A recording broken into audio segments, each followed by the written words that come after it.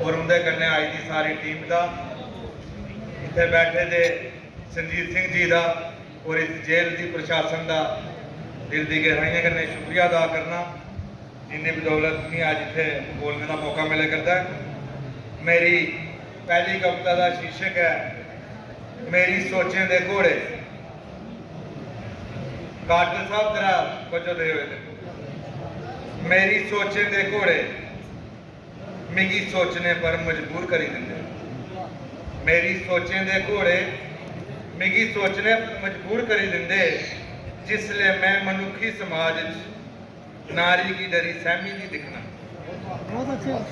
मेरी सोचें दे घोड़े मिगी सोचने पर मजबूर करी दिंदे, जिसले मैं मनुखी समाज नारी की डरी सहमी दी दिखना, ते पखरू पखेरुएं जनोरे दिए मदीने की दिलेरी कन्ने दिने राती चहल पहल करते चोने कूटे इरखी गीत गांदे नचते दिखना। मेरी सोचें दे घोड़े मिगी मजबूर करी दिंदे। कदे कदे मेरी सोचें दे घोड़े इस कदर दौड़न लगदे, दौड़दे दौड़दे मिगी पुछदे क्या मनुखी समाज दा नर।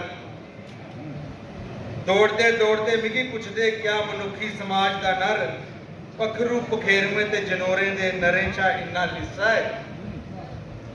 पखरू पखेरुएं ते जनोरें दे नरें चा इन्ना लिस्सा है, जेड़ा अपने समाज की नारी की दुनिया के किसी भी मुल्क आजाद जीवन प्रदान नहीं कर सकता।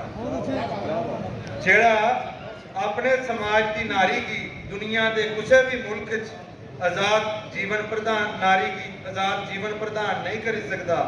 अगर नहीं कर सकता तो पखरू पखेरुएं दे जनोरें दे नरें की सलाम है। अगर नहीं कर सकता तो पखरू पखेरुएं ते जनोरें दे नरें की सलाम है। जिंदियां मदीना कल भी आजाद हियां ते अज भी आजाद हैं, कल भी आजाद हियां ते अज भी आजाद। मेरी दूई कविता का शीर्षक है घर कुआड़ो। मैं दिखाना इतने कुछ लोग डोगरी नहीं जानते होने, उन्हें मैं सुना घर कुआड़ो का मतलब होंदा घर उजाड़ने वाला। गुरकड़िए दा सूटा लांदे लांदे, गुरकड़िए दा सूटा लांदे लांदे, पानी ते रोड बदलांदे बदलांदे, बापू दा खिस्सा काना करी कश लांदे घर कुआड़ू छप्पी लुकी बल्ले बल्ले।